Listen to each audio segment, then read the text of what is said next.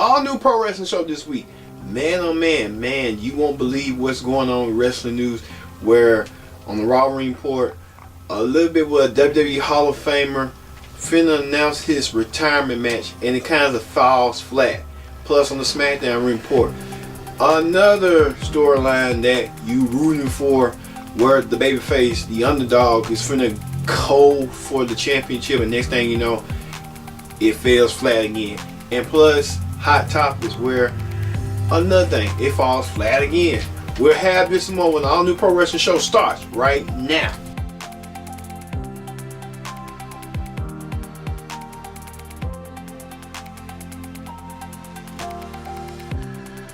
Hello everyone, welcome to another edition of the Pro Wrestling Show. I'm your host as always, Kid Diggs here. Glad you're here on this weekend of the Pro Wrestling Show.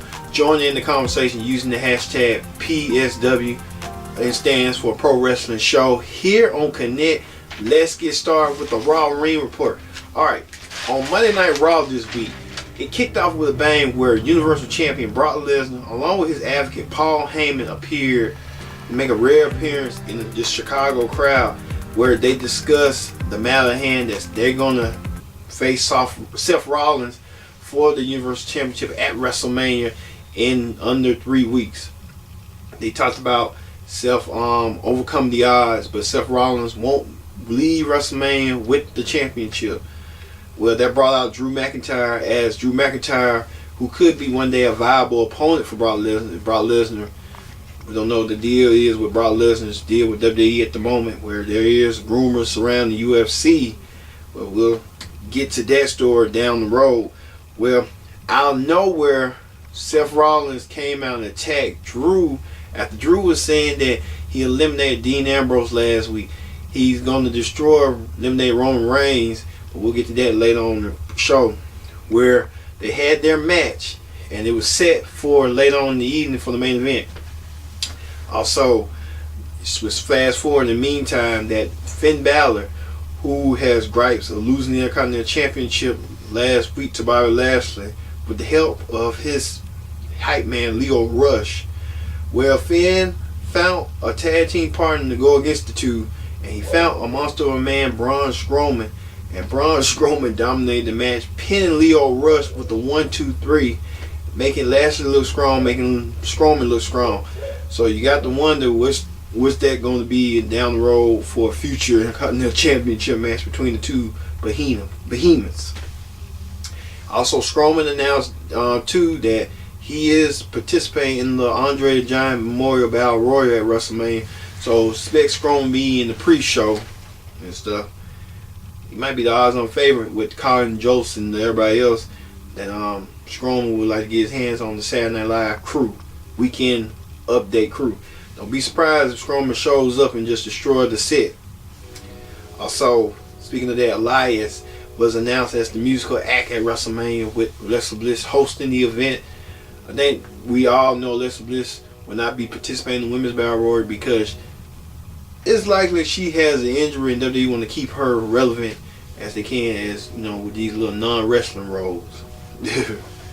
Well, Elias had his hands full as the people from No Way Jose came around, and I saw some people that was independent groups from like OVW and stuff like that, and No Way Jose disguised as a masked dancer attacked Elias, and they settled their beef in the ring, but to no avail. No Way Jose lost the match. So hey, got a new look rather than the afro, got a new greenish look. Also, WWE Hall of Famer Kurt Angle revealed his WrestleMania opponent. Many people were speculating that it was going to be John Cena, and it turned out not to be the case, that Kurt Angle chose Baron Corbin to go against his retirement match, where many people were upset about it, and a lot of fans took to Twitter outraged on the fact that why would Angle pick Baron Corbin. But Angle explained that he chose Corbin because he felt Corbin was a nuisance to him in the minutes. So, you know, hey, if you go with that direction, hey. But let's hope WWE will kind of give us a surprise conclusion in that end story. But that didn't end there for Angle. As Angle took on Chad Gable, A little bit short angle, but it has a lot of the athletic prowess. Good, decent match, but at the end, Kurt Angle won as he continued his farewell tour towards WrestleMania. Also, the Glamazon Beth Phoenix announced she wanted to come out of retirement and wanted to team with Natalya to take on Bayley and Sasha Banks, but they was interrupted by Nia Jax and Tamina, who left all two teams laying after it was supposed to be Bayley versus Natalya, or Sasha Banks and Natalya 1 or 2, and things just didn't escalate from there. So expect something big at WrestleMania between these three teams. We'll talk about Sasha Banks and Bayley finally coming on to the Brew brand on SmackDown Ring Report. Also, Mojo Rawley continues to talk to himself. They just don't know what to do with Mojo Rawley at the moment. They're just trying to find him roles to do, trying to knowing it don't work. So let's see what his new gimmick does for Mojo Rawley. Also, the upstart Ricochet went against Jinder Mahal, former WWE champion. Jinder lost. It was a long pace match. Ricochet continued to impress the masses as he continued on growing. I think Jinder Mahal was just an enhancement talent to get Ricochet over as he did. Also, the women's championship was on the line as Ronda Rousey defended her championship against Dana Brooke. Well, Dana Brooke came out there last week to address Ronda, and Ronda went having it and just attacked her and pinned her under 10 seconds, I think 5 seconds from the armbar, and ripped her, torn her ligament, kayfabe allegedly. And Ronda Rousey went on a security tirade after early on she was approached by security to say you got to keep it. We had to add more security, and her husband Travis Brown, a UFC fighter, got involved and sucker punched a security guard, which now makes cement that Ronda Rousey is a heel, and she's kind of like saying wrestling's not real, this and that. She's putting her claim to her state and stuff. Also, Michael Cole interviewed Batista to get his side of the story on why he don't like Triple H. And Batista said it's simple. Triple H is a political animal. Triple H went around wooing the boss's daughter to get to Vince, using NXT, making his brand better than Vince's brand. And it was a lot. Batista said he was a bully. And Batista said he wants Mr. McMahon to wake up and smell the roses and fire Triple H. But that ain't going to happen. It's just Triple H is already in the fold. So, you know, hey, we'll see where this go, because this is Batista versus Triple H, because Batista hasn't had a lot of chances against Batista. You think about it, Batista pinned Triple H 3 times in 2005, which started that WrestleMania feud in a way where the seeds were planted, and he has a 3-0 loss record against Batista. Can Triple H, you know, navigate that and get that one win at Batista at WrestleMania? We'll find out. See. Also, Seth Rollins went against Drew McIntyre, and Drew McIntyre actually just bold challenge Roman Reigns to a match at WrestleMania, and Roman Reigns hasn't appeared yet, but we'll see.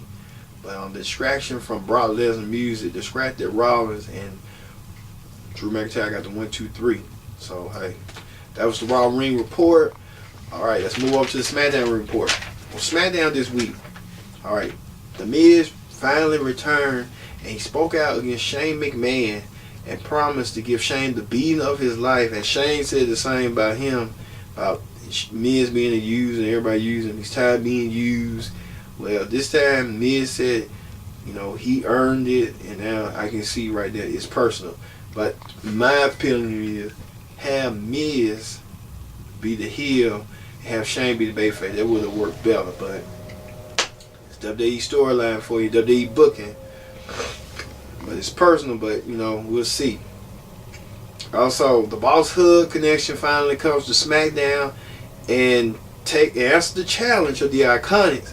The Iconics were glad and welcome, but at the same time, the Iconics kind of made a pinfall win the match over the Boston Hood connection.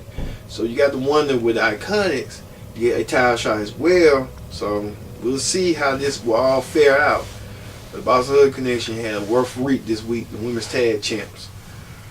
Also, Rey Mysterio announced that he earns himself a U.S. title match against Samoa Joe at WrestleMania.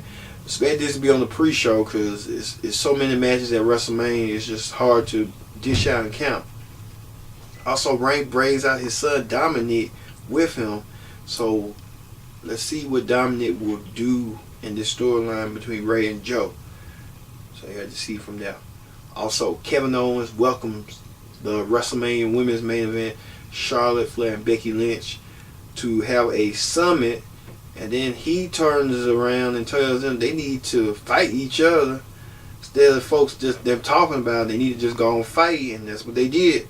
A fight broke out, escalated between the two women, but you got to wonder, they should have had Ronda Rousey in the middle of be a surprise like she came out, but that's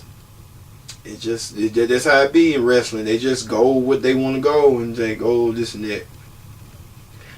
So we'll see on that. We're going to make an appearance on SmackDown. That's what they need to try to do to tease that.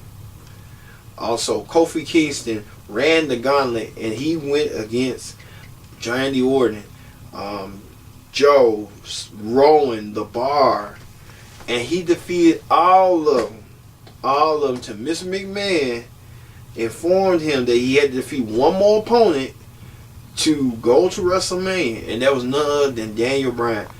Kofi tried his hardest, but at the end he couldn't get the job done. Daniel Bryan pinned him with his knee lift, and you got to wonder, is there racial tension between Kofi Kingston and Mr. McMahon, where could we say it?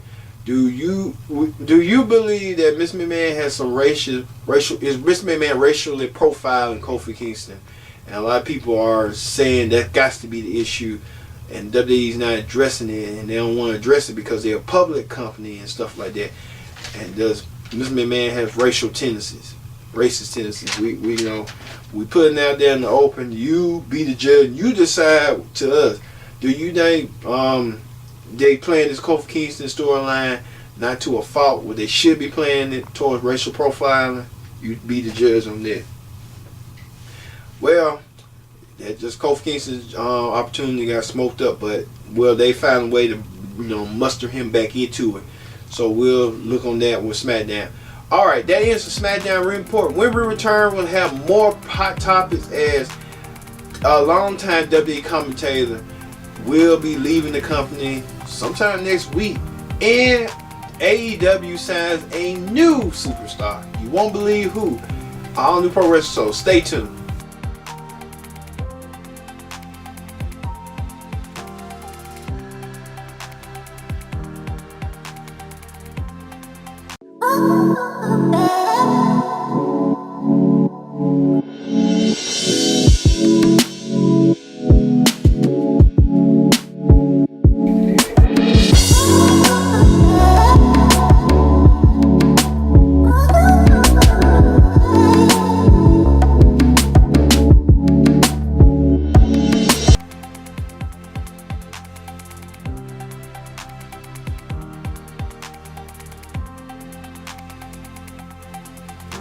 Welcome back to the Pro Wrestling Show.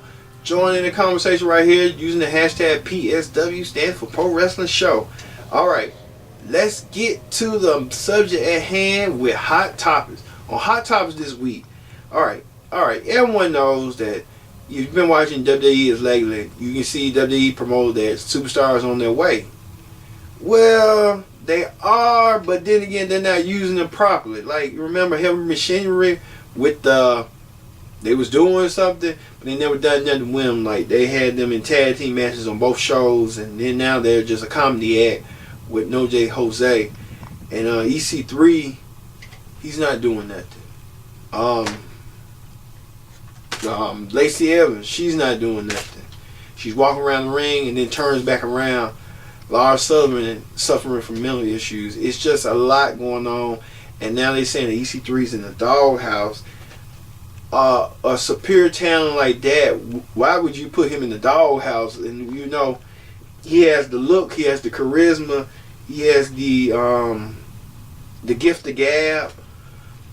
you know, and most women would say he has the physique. You know what? WWE just don't know. And I would say the EC3 take and go somewhere else. You know, and I was thinking like they weren't gonna do right with him. So Impact was saying they was gonna keep him, but they wanted him to take a pay cut. He didn't want to take a pay cut. I understand that, but they didn't have no plans for him. You know, that's Impact fault too. They should have kept him instead of paying him a little bit more money.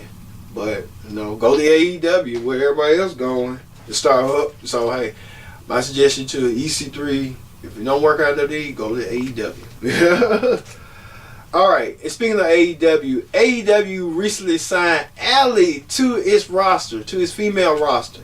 Allie will be joining the likes of CBO, Brandy Rose, Kylie Ray, and much others. I'm not, and Nia Rose, that transgender person. Okay, I call it neuter. If it's a it. If you're not a man, you were born a man, you want to be a woman, call you it. But Allie, good signing for Allie. Good. Allie's a nice person. You watch her YouTube channel, you'll get a lot from Allie. But Allie now wants to apply her skill to AEW because Impact's not doing nothing with her. They're doing something with her in a hot storyline, but they're trying to now, with the Rosemary and stuff like that, just go to AEW where you'll be used properly. And we'll see how AEW go and fare from there. Also, Flip Gordon announced that he's returning to Ring of Honor Wrestling in the near future. So Flip Gordon will be at Ring of Honor during the Madison Square Garden show. We'll see what Flip Gordon does from there. Also, Robbie E recently signed with WWE and started Norwood 2. Debut in NXT for their house show as a manager. So Robbie E's testing the waters out, trying to be a manager. And we'll see how this goes for Robbie E. Good for him.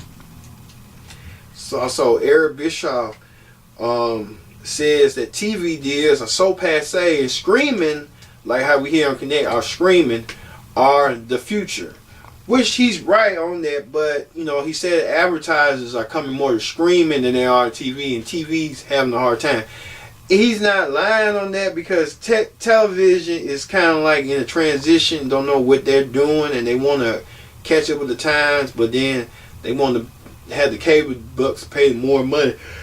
So I get that. It's gonna be to that point that you don't need the cable. You can just, you know, go on your phone and watch your favorite network on there. Like you watching this on Connect with our favorite. You consider us a network, a channel or something. We are a channel, but we're not a network, not yet. So Bischoff right on that terms. Also, good old JR announces that he's leaving WWE on March 29th. This come up Friday. And he said he had his good time working with the McMahon family, but JR says no, he knows his time is coming. So good old JR is in negotiation talks. He appeared on ESPN and talked about he was in negotiations with AEW. So I can see JR going to AEW. I see that JR still has the credibility like he had in WWE and WCW. And think about it, AEW could go back to TBS where JR was on TBS during the WCW days. So he can lend that credibility. He's a good sports figure and people can trust him. But at the same time, his age. And JR said he wants to be around people and not be so complacent. And I get that. But, you know, at this time, there's announcers that's younger that wants that talent. AEW set to pay JR $1 million each year. So it's $3 million, which that's a good fair rate. Let him have his fun and then let him phase on out and have a young announcer come on up in the ranks. You know, it's now you have to look at it like that. You know, young announcer and stuff. You got to get younger. And JR was saying that WWE wanted to stay younger and keep younger announcers. They didn't have nothing for him, and he just couldn't live with that, couldn't vibe with that. And I get that. He was just stuck in his ways, but at the same time, you want to be young. You want to stay up fresh with the company. You know, JR, a legend in his own right, but you know, hey, you can't always agree with you agree with. Also, there's been rumors that Garza Jr. and Shane Swerve Strickland are heading to WWE in next month when they finish their dates. This would be a good catch for WWE to get Garza, who's a Mexican wrestler, and Swerve Strickland, Shane Strickland, who's a African American wrestler, who's been in the Indies for a long time, and that'll be good got for them. Alright. And there's rumors that WWE are considering to have Kurt Angle change opponent. I hope so, and hope John Cena can find his schedule to work WrestleMania. That'd be kind of a shame if he doesn't, but you know, it'd be shame that legacy of Kurt Angle, because Kurt Angle was the one on SmackDown who did a challenge. John Cena stepped up when he was a nobody, and now John Cena is a somebody, and he can do that, return the favor to Kurt Angle as Kurt Angle decides to leave wrestling and wrestling from that mad point and becoming an ambassador. I can see Kurt Angle being a Hall of Fame and an ambassador. And finally, there are rumors and reports that Becky Lynch and Seth Rollins are dating. So you got two people who, you know what? If this is true, be good for them. Good for them. You know, anyway, and stuff like that. So, hey, one going for the world title and the other one going for the women's world title. So, hey, on the same show. So, it makes sense. Alright, everyone. That does it for the Pro Wrestling Show this week. Now, we know that Raw was not Raw. SmackDown was okay, but then it kind of had everybody's hopes down. Let's hope that WWE can navigate that with their home team and their road team to give us a good show this week, next week. So, I've been Kenny J saying so long. We'll see you next time here on the Pro Wrestling Show.